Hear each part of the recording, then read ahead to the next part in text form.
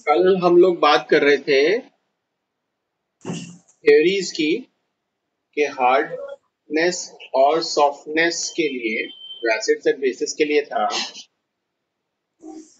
उनको किन थ्योरीज के थ्रू समझा सकते हैं। तो उसमें एक थ्योरी हमने कल देखी थी जिसको हमने कहा कि आयनिक एंड कोवेलेंट बॉन्ड थ्योरी, और एक थ्योरी जो थी वो हमने देखी थी पाई बॉन्डिंग थ्योरी, और एक थ्योरी जो थी वो थी हमारी पिट्जर्स थ्योरी। तो कल हम लोगों ने एक थ्योरी की बात कर ली थी जो कि आयनिक और कोवेलेंट बॉन्ड थ्योरी थी। आज जो हम बात करेंगे वो बात करेंगे पाई बॉन्डिंग थ्योरी के बारे में। तो देखो, कल भी मैंने जैसे अब मैं बता रहा था आप लोगों को कि पाई बॉन्डिंग थ्योरी में क्या है कि इसको हम सॉफ्ट सॉफ्ट जो इंटरेक्शंस हैं, मतलब सॉफ्ट एसिड हो सॉफ्ट बेस हो, सिर्फ उनको ही इस थ्योरी के थ्रू हम समझ सकते हैं, जबकि हम हार्ड एसिड्स और हार्ड बेसिस को हम इस थ्योरी से नहीं समझ सकते। सो सॉफ्ट सॉफ्ट इंटरेक्शन के लिए ये थ्योरी दी गई थी जिसका बेस जो था वो था पाई बॉन्डिंग। और जैसा आपको पता भी है कि अगर हम सॉफ्ट एसिड और सॉफ्ट बेस की बात करें तो जाहिर सी बात है कि उनका जो साइज है वो बड़ा होता है, soft acids and soft basis का। दूसरा, जो भी सॉफ्ट एसिड और बेसिस होंगे उसकी जो इलेक्ट्रोनेगेटिविटी है वो क्या होगी, कम होगी। ऑक्सीडेशन स्टेट की अगर हम बात करें तो उनका ऑक्सीडेशन स्टेट भी क्या होगा, लो ऑक्सीडेशन स्टेट होगा। तो ये, और लो ऑक्सीडेशन स्टेट है इसका मतलब क्या है कि जो डी ऑर्बिटल्स में जो इलेक्ट्रॉन का जो नंबर है वो भी ज्यादा होगा, क्योंकि ज्यादा डी नंबर इलेक्ट्रॉन्स होंगे तभी तो साइज बड़ा होगा। ठीक है, तो इस तरह से काफी सारे रीजंस हैं जिस रीजन के थ्रू आप देख सकते हैं कि इन सॉफ्ट एसिड्स और सॉफ्ट बेसिस की जो टेंडेंसी है, जब डी ऑर्बिटल्स बढ़ते हैं साइज बढ़ता है, जो इलेक्ट्रोनेगेटिविटी है वो कम होती है, तो इसकी वजह से इनका पाई बॉन्ड बनाने का जो नेचर है वो इंक्रीज हो जाता है। बजाय ये, क्योंकि पाई बॉन्ड्स कैसे होते हैं, वीक होते हैं, क्योंकि अगर हम उसकी डिस्टेंस ज्यादा है तो वीक बॉन्ड्स बनेंगे, तो वो पाई बॉन्ड इजीली वहां बना सकते हैं। तो सॉफ्ट सॉफ्ट इंटरेक्शन में हम पाई बॉन्ड्स को इजीली यहाँ पर कंसीडर करते हुए बता सकते हैं कि जो भी सॉफ्ट एसिड और सॉफ्ट बेस आपस में इंटरेक्शन करता है वो पाई बॉन्ड आपस में बनाता है और अपने आप को एक स्टेबल कॉम्प्लेक्स या एक स्टेबल कंपाउंड बना करके हमें देता है। एक पिट्जर थियरी है, ये पिट्जर थियरी भी बेसिकली वही जो सॉफ्ट सॉफ्ट इंटरेक्शन है उसके लिए ही दी गई है, और ज्यादातर इसमें जो soft soft soft soft interaction के थ्रू जो स्टेबल कंपाउंड्स बनते हैं उसमें जो इस थ्योरी के अकॉर्डिंग जो बेस है वो ये है कि जो लंदन डिस्पर्जन एनर्जीज होती हैं, लंदन डिस्पर्जन एनर्जीज जो होती हैं वो अगर दो बड़े जो आयंस हैं जिनको हम आसानी से पोलराइज कर सकते हैं, जो हाई पोलराइजेबिलिटी रखते हैं, तो ऐसे दो आयंस या एटम्स इजीली इनके बीच में जो एनर्जी है डिस्पर्जन एनर्जी ये बढ़ जाती है, और जब डिस्पर्जन एनर्जी बढ़ जाएगी तो इनका जो स्टेबिलिटी है वो भी इंक्रीज हो जाती है। और डिस्पर्जन एनर्जी कब बढ़ती है, जब साइज बढ़ता है या पोलराइजेबिलिटी बढ़ती है। तो इस तरह से ये दो तीन थ्योरीज दी गई हैं जिन थ्योरीज के थ्रू हम सॉफ्ट सॉफ्ट और हार्ड हार्ड इंटरेक्शंस के थ्रू बनने वाले स्टेबल कंपाउंड्स को स्टडी कर सकते हैं या समझ सकते हैं। कल जैसे मैंने एक चीज और बताई थी आप लोगों को कि जो एसिड बेस रिलेशन है सॉफ्टनेस और हार्डनेस को लेकर के, तो वो जैसे कि अगर मान लीजिए कि आपके पास में हार्ड एसिड है तो जरूरी नहीं है कि वो हार्ड एसिड है तो उसकी जो स्ट्रेंथ है वो भी क्या होगी, स्ट्रांग होगी।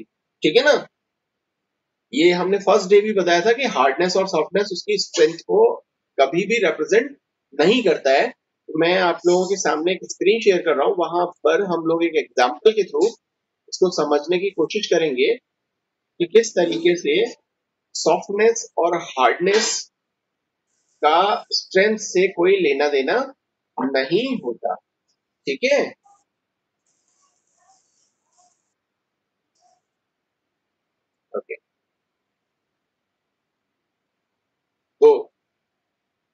मान लीजिए कि आपके पास में एक ये हाइड्रोक्सिल ग्रुप है और एक आपके पास में ये फ्लोराइड ग्रुप है। अब आप लोग मुझे ये बताओ कि ये हाइड्रोक्साइड आयन और ये जो फ्लोराइड आयन है, ये हार्ड एसिड है, बेस है, क्या है? Hard base. बेसिस है। बेसिस इसलिए है क्योंकि इनके पास नेगेटिव चार्जेस हैं और दोनों के दोनों ही कैसे हैं? हार्ड बेस है। ये भी हार्ड बेस है और ये भी हार्ड बेस है। अब देखो दोनों हार्ड बेस हैं, लेकिन अगर हम इनकी स्ट्रेंथ के बारे में बात करें तो स्ट्रेंथ के बारे में अगर हम बात करते हैं तो जो हाइड्रोक्साइड आयन होता है वो होता है स्ट्रॉन्ग बेस। Strong base.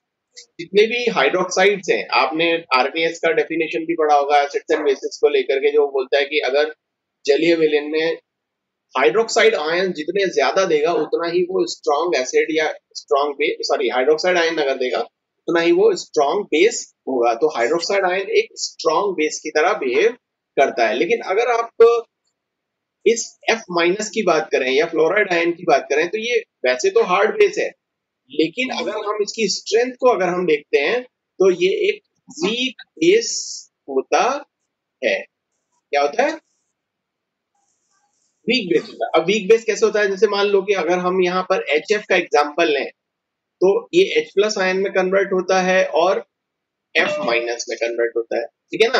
अब ये एक स्ट्रॉन्ग एसिड है, स्ट्रॉन्ग एसिड, ठीक है ना। और स्ट्रॉन्ग एसिड हमेशा अपने कॉन्जुगेशन जो बेस होता है उसका वो वीक बेस के साथ में जुड़ा हुआ होता है, ठीक है। तो इस तरह से आप यहाँ पर इजीली समझ सकते हैं कि ये हार्डनेस को अगर हम और सॉफ्टनेस के अगर हिसाब से देखें तो दोनों ही हार्ड हैं, लेकिन दोनों को क्या होना चाहिए? स्ट्रॉन्ग बेस होना चाहिए था। लेकिन ये स्ट्रॉन्ग बेस है और ये वीक बेस है। तो हार्डनेस ज्यादा होने पर आप ये नहीं कह सकते कि वो स्ट्रॉन्ग बेस या स्ट्रॉन्ग एसिड होगा, और सॉफ्ट अगर बेस है या एसिड है तो आप ये नहीं कह सकते कि वो स्ट्रॉन्ग एसिड या बेस होगा, ठीक है। अब तो मेरी बात समझ में आप लोगों को आ गई होगी। और साइज को भी अगर हम देखें तो फ्लोराइड और ये जो हाइड्रोक्साइड है इनके साइज को भी अगर हम देखें तो साइज किसका बड़ा है? ये फ्लोराइड का साइज तो बहुत छोटा है और इसका साइज जो है वो इससे तकरीबन 10 की पावर 13 गुना, मतलब 1300 गुना ज्यादा जो साइज है वो इसका बड़ा होता है, ठीक है ना। 10 की पावर 13 आप वहां पर देखो इतना साइज इसका बड़ा होता है। और साइज बड़ा हो जाएगा तो आपको पता ही है क्या हो जाएगा साइज बड़ा होने पर?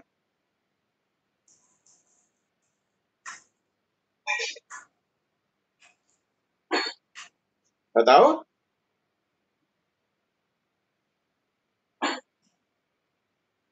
पता नहीं सर। पता कैसे नहीं? स्ट्रॉन्ग बेस की तरह बिहेव करेगा और क्या करेगा, ठीक है। तो नेक्स्ट, अगर इलेक्ट्रोनेगेटिविटी को हम हार्डनेस और सॉफ्टनेस से देखें तो जैसे जैसे इलेक्ट्रोनेगेटिविटी बढ़ती है, जैसे जैसे इलेक्ट्रोनेगेटिविटी को आप बढ़ाते जाएंगे वैसे वैसे उसकी हार्डनेस भी बढ़ती जाती है। जैसे अगर आप एग्जांपल देखो यहाँ पर एसिड्स का एग्जांपल अगर हम देखें, जैसे मान लीजिए कि आपने लिथियम ले लिया, यहाँ पर आपने अगर सोडियम ले लिया या यहाँ पर आपने पोटेशियम ले लिया, तो आप यहाँ पर देखो इनकी इलेक्ट्रोनेगेटिविटी क्या होती है? बहुत ज्यादा होती है कि नहीं? बहुत ज्यादा इलेक्ट्रॉन्स को अपनी तरफ अट्रैक्ट कर सकते हैं, इसीलिए ये सारे के सारे क्या है? हार्ड एसिड्स की तरह बिहेव करते हैं, ठीक है ना। इसीलिए इनका साइज भी छोटा होता है। लेकिन अगर आप यहाँ पर जैसे कॉपर का एग्जांपल देखें या Ag प्लस का एग्जांपल देखें या Hg प्लस का एग्जांपल देखें तो आप देखोगे कि इनका साइज बड़ा हो जाता है। साइज बड़ा हो जाता है तो इलेक्ट्रोनेगेटिविटी भी क्या हो जाती है? कम हो जाती है। इलेक्ट्रोनेगेटिविटी कम क्यों होगी? क्योंकि साइज बड़ा होने की वजह से न्यूक्लियस जो है वो अंदर की तरफ होगा। अब यहाँ पर अगर हम इसको न्यूक्लियस माने और ये आउटर मोस्ट शेल माने, ये आपका न्यूक्लियस माने और ये आउटर मोस्ट शेल माने, अब देखो न्यूक्लियस जो है उसके पास पॉजिटिव चार्ज होता है तो इलेक्ट्रॉनों को खींचने की जो अट्रैक्शन है वो यहाँ पर कम हो जाएगी। दूर जितनी ज्यादा दूरी बढ़ती जाएगी उतना ही अट्रैक्शन कम होता जाएगा। यहाँ पर दूरी कम है इसलिए इसका अट्रैक्शन ज्यादा होगा, तो इसकी इलेक्ट्रोनेगेटिविटी ज्यादा है और इसकी इलेक्ट्रोनेगेटिविटी क्या है, कम है। और इलेक्ट्रोनेगेटिविटी इसकी कम और इसकी ज्यादा होने की वजह से आप यहाँ पर बता सकते हो कि दिस वन इज स्ट्रॉन्ग और this one is sorry this one is hard और दिस वन इज सॉफ्ट। तो ये आपके हार्ड बनाएंगे एसिड्स और बेसिस और ये आपके सॉफ्ट बनाएंगे एसिड्स और बेसिस। ठीक है, सो ये हमारा चैप्टर एक्चुअली यहीं खत्म हो जाता है। इस चैप्टर में हमने ये देखने की कोशिश की कि किस तरीके से हार्ड सॉफ्ट एसिड्स और बेसिस होते हैं और किस तरह से पियर्सन ने अपनी थ्योरी दी हार्ड एसिड्स और हार्ड बेसिस के लिए, और बहुत सारी एप्लीकेशंस उनकी हमने यहाँ पर पढ़ी। ठीक है,